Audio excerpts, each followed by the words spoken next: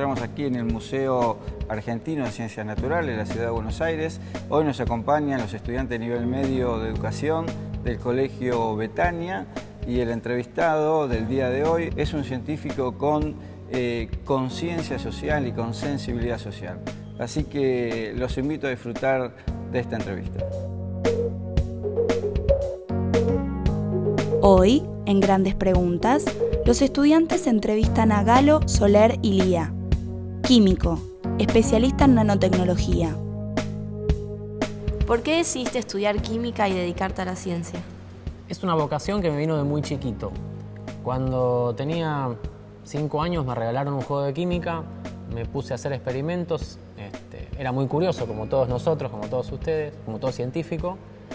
Y bueno, quemé la mesa del comedor, hice que mi padre dejara de fumar, mostrándole el humo que salía del tabaco y lo mal que hacía. Entonces me di cuenta de que la química era una ciencia muy poderosa, muy interesante y que no tenía límites. Y entonces me apasioné por la química. Después, cuando era más grande, estaba por seguir computación hasta que un día alguien, en una charla de orientación vocacional, a la que siempre es bueno ir, me convenció de seguir química. El tema es que esa persona hoy es mi suegro, pero bueno, eso es otra historia. ¿Cómo fue que siendo químico terminaste especializándote en la nanotecnología? Cuando empecé mi carrera de química, fines de los 80, principios de los 90, lo que estaba en ese momento de moda era la biotecnología, lo que hoy es la biotecnología. Y ya en segundo o tercer año de la carrera me empezó a interesar la ciencia de materiales, por todas las posibilidades y por todo lo novedoso que era ese mundo. Y la ciencia de materiales naturalmente fue evolucionando hacia la nanotecnología, y lo que estuve viendo en mis primeros años ya de carrera de químico y mis primeros años también de doctorado es que la nanotecnología tenía un número de posibilidades prácticamente ilimitado, que era un mundo nuevo por descubrir, y eso me apasionó muchísimo. Y por eso fue que, con mis conocimientos de química, me di cuenta de que podíamos entrar en el mundo de la nanotecnología y hacer cosas que son simplemente alucinantes. Entonces, por eso me dediqué a este campo. ¿Admirás a algún científico? ¿Por qué? Admiro a muchos científicos y de todas las épocas. Me gusta particularmente 2 o 3 científicos antiguos, de esos que vemos con pelucas por ahí en los cuadros y que pasan muy rápido en nuestras clases de química y parecen muy aburridos. Por ejemplo, Antoine Lavoisier. Lavoisier es prácticamente uno de los padres de la química y lo guillotinaron en la Revolución Francesa. Pero es el creador de los métodos científicos de la química. Y cuando lees sus trabajos son inmortales y son admirables. Y Lavoisier fue una persona excelente, además de ser un gran científico, fue una persona excelente que tenía un impacto social muy fuerte en su área. Él era recolector de impuestos, pero los distribuía adecuadamente. Y por un problema de celos, lo denunciaron en la Revolución Francesa y lo guillotinaron. Y de él dijo otro de los grandes científicos, creo que fue Cauchy, un matemático, dice: bastaron 5 segundos para cortar su cabeza, pero harán falta 100 años para que crezca otra semejante. Ese tipo para mí es admirable.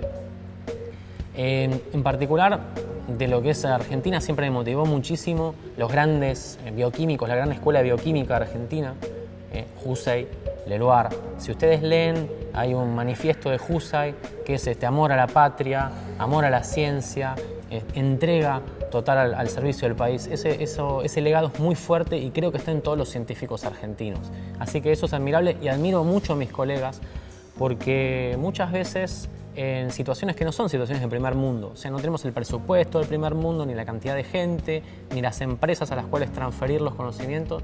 Desde aquí estamos haciendo un esfuerzo impresionante para generar recursos humanos y para mejorar el país. Así que en el fondo yo admiro a todo argentino que se dedique a la ciencia y a todo ser en el mundo que se dedica a la ciencia, porque la ciencia es algo altruista, es algo que derrama conocimiento y derrama riqueza y felicidad a la gente que la rodea. ¿Considerás importante que se divulgue la ciencia entre los alumnos de los colegios secundarios? Sí. A mí me parece que la divulgación es una de las facetas importantes a las cuales un científico tiene que darle corte, digamos. Tiene que estar preparado para contar su ciencia. Chesterton es un autor de los que más me gustan. Decían que uno solo entiende algo cuando se lo puede explicar bien a un niño. Y en el fondo a los científicos nos pasa igual. Nosotros pensamos mucho, estamos sobre nuestros sistemas, estamos estudiando nuestras cosas, pero muchas veces una pregunta que viene desde afuera o la necesidad de contarlo hacia afuera nos hace que lo entendamos de otra manera y que lo entendamos mejor y que busquemos información para poder responder preguntas que a lo mejor a nosotros no se nos ocurren, pero que a otra persona con la creatividad o con el momento, con la formación adecuada le hacen bien. Entonces creo que la divulgación es una manera, primero que repercute y motiva a la gente a seguir no solo la ciencia o la carrera científica, sino el modo científico de hacer las cosas, que es el de observar el universo, tomar datos, analizarlos de manera crítica y finalmente sacar conclusiones e ir más allá. Pero la divulgación es no solamente contar lo que nosotros hacemos, sino la manera en que nosotros pensamos, para poder irradiar dentro de la sociedad qué es lo que somos, como científicos y como transformadores, como científicos mismos, de lo que es la sociedad. Entonces creo que la divulgación es muy importante. Me da pena que a veces otros científicos se queden en el academicismo, en contar que solamente la ciencia estricta es lo más importante. Yo creo que hay una gran parte de importancia en la comunicación de la ciencia. ¿Usás los conocimientos científicos en tu vida cotidiana o solo en el laboratorio? Bueno, cuando uno es científico, uno usa siempre los conocimientos científicos. Al tomarse el colectivo, uno los puede usar. Cuando teníamos 16, 17 años, volvíamos de la escuela secundaria con un amigo mío, Julio Rossi, que hoy es un gran matemático y que estamos haciendo algunas cosas juntos muy divertidas. Y habíamos desarrollado, a partir de una aproximación científica, si era mejor tomarse el colectivo 15 en Plaza Italia o en Pacífico. Y cómo tomarse un colectivo vacío basándonos en la constancia de la frecuencia, que era una cosa que hemos aprendido en física, de movimiento armónico simple. Éramos unos renerd. Uno usa la ciencia y la aproximación científica, como les decía antes, es algo que ya está metido adentro. Cuando uno lo aprendió a usar, lo utiliza. Uno utiliza los conocimientos, uno utiliza la capacidad de abstraer el conocimiento, de abstraer el sistema, de generalizar para actuar en consecuencia. Cuando uno juega al fútbol, usa ciencia. Vos mirás y ves dónde están los jugadores, y ves dónde no están los jugadores, y evaluás la física de la pelota y la física del gordo que va a correr a buscar la pelota para hacer el gol, y eventualmente la física del arco. A veces los pies te juegan una mala pasada, pero el cerebro por ahí lo usás. Entonces, en todo se puede usar una aproximación científica. Son cosas que te da la formación de haber estudiado ciencias, te permite evaluar los sistemas, evaluar las situaciones de manera muy rápida y bastante eficiente. Por eso las uso siempre, ¿sí? ¿Cómo surge la nanotecnología como disciplina? Es una buena pregunta. En realidad, la nanotecnología no es solamente una disciplina, sino que es como el conjunto de un montón de disciplinas que trabaja sobre un mundo, sobre una escala de longitudes que es la nanoescala, que es la escala de los nanómetros.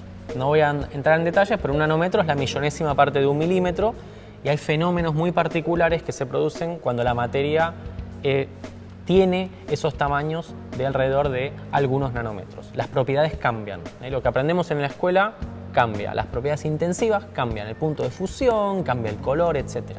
Entonces hay un montón de disciplinas que convergen en las nanotecnologías. Por ejemplo, la física, mediante la física cuántica, la química mediante toda la química molecular y de polímeros, la biología estructural y la biología molecular. Todas esas ciencias van convergiendo y en los últimos 20 años o 30 han empezado a darse cuenta de que esa escala aglutina un montón de conocimiento de distintas disciplinas y empiezan a mezclarse y a hablarse. Es divertidísima la nanotecnología, o el ámbito de las nanotecnologías y las nanociencias, porque las distintas disciplinas comienzan a hablarse entre sí, con sus lenguajes.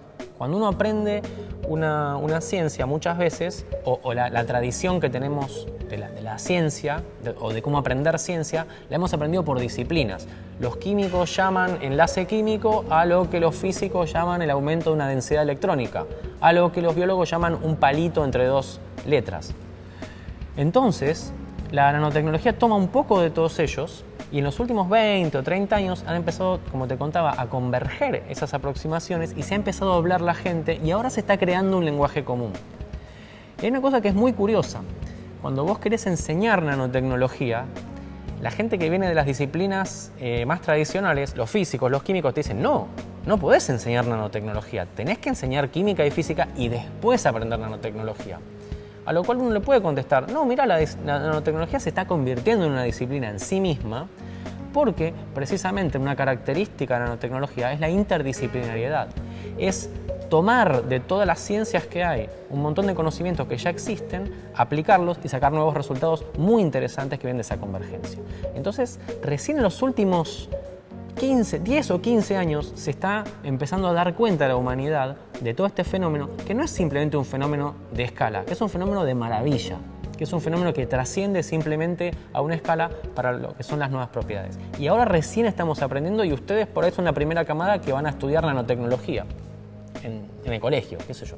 ¿Con qué fines se puede utilizar la nanotecnología en el cuerpo humano?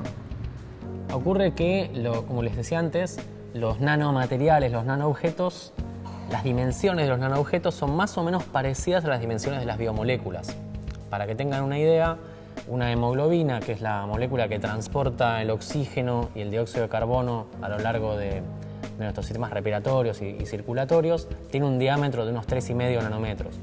Entonces ocurre que tanto los tamaños como las fuerzas a la escala nanométrica son las mismas para los biosistemas que para los nanosistemas. Eso hace que uno vea que la nanotecnología es totalmente compatible con la biología.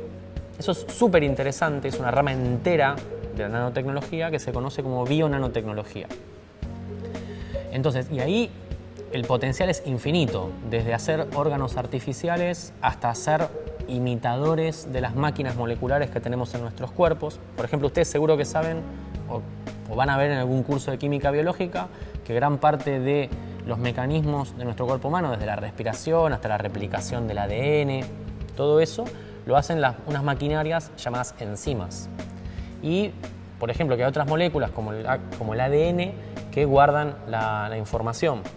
Bueno, todo eso eventualmente se puede replicar artificialmente mediante nanosistemas. Punto 1.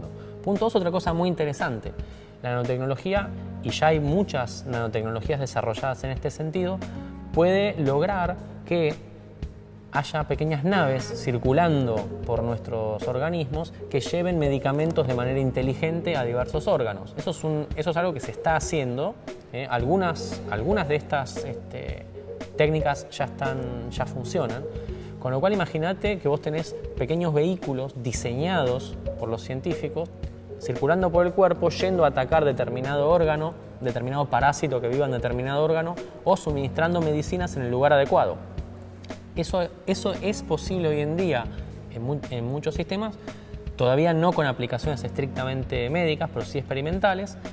Pasa cierto tiempo, pero va a ser posible en el futuro. Y va a ser posible en el futuro medicina personalizada directamente. Vos vas a tomar algo que te va a hacer bien a vos y por ahí tus primos van a tomar otra cosa que les va a hacer bien a ellos.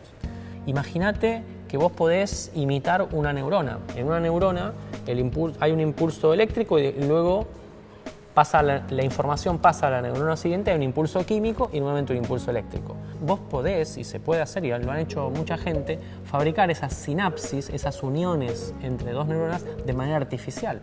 Y eso, vos podés convertir esa señal química en una señal eléctrica, esa señal eléctrica puede mover un dispositivo. Entonces vos te podrías implantar un brazo robot y controlarlo con el impulso de tus neuronas. Es ciencia ficción, pero va a estar en las manos de ustedes desarrollarlas, porque las plataformas para hacer eso ya hoy en día es posible. ¿Cómo se construyen los nanomateriales? Esa es una pregunta que tiene que ver con la escala. Hay una cosa que es interesante. Muchas veces me preguntan si la nanotecnología son lo más chiquito que la humanidad puede hacer. No, es algo intermedio. Los materiales nanométricos tienen el tamaño de algunos nanómetros y para tener una idea, la diferencia relativa de tamaños entre nuestros cuerpos y un nanómetro es más o menos que lo mismo entre una naranja y el planeta Tierra, para tener una idea de escalas, ¿no es cierto? Pero lo cierto es que podemos gobernar y hacer materiales en esa escala. Ahora bien, un nanómetro son 10 átomos de hidrógeno uno al lado de otro, ahora que los están estudiando, o 3 moléculas de agua uno al lado del otro. Entonces son cosas que no son más chiquitas que un átomo, son un poco más grandes que un átomo. Entonces el problema de hacer nanomateriales es hacer cosas de algunos átomos, de algunos cientos, de algunos miles, de algunas decenas de miles de átomos. En ese rango las propiedades son nuevas y son interesantes. Entonces ese mundo no es un mundo muy chiquitito, es un mundo intermedio. Es un mundo intermedio en el mundo de todos los días y el mundo en el cual trabajan los químicos, por ejemplo, que unen las moléculas átomo por átomo. Entonces hay como dos caminos para llegar a esa escala intermedia. O llegás por arriba y haces cosas cada vez más chiquititas, o llegás por abajo y haces cosas cada vez más grandes. Esos dos enfoques son los que se conocen como el enfoque reoriginal, de arriba a abajo y de abajo a arriba, los han tomado de distintas industrias. Por ejemplo, las industrias de los semiconductores, que son los que hacen todos los chips que están en, por ejemplo, tu teléfono celular, han logrado hacer circuitos cada vez más chiquitos con técnicas que manejan la materia con cada vez mayor precisión y que pueden dibujar, por así decirlo, de manera cada vez más chiquita. Son dispositivos son técnicas que permiten hacer, por ejemplo, los chips que están dentro de tu teléfono, que tienen dibujitos, por así decirlo, con una resolución de algunos nanómetros. Pero son unas máquinas infernales que cuestan miles de millones de dólares.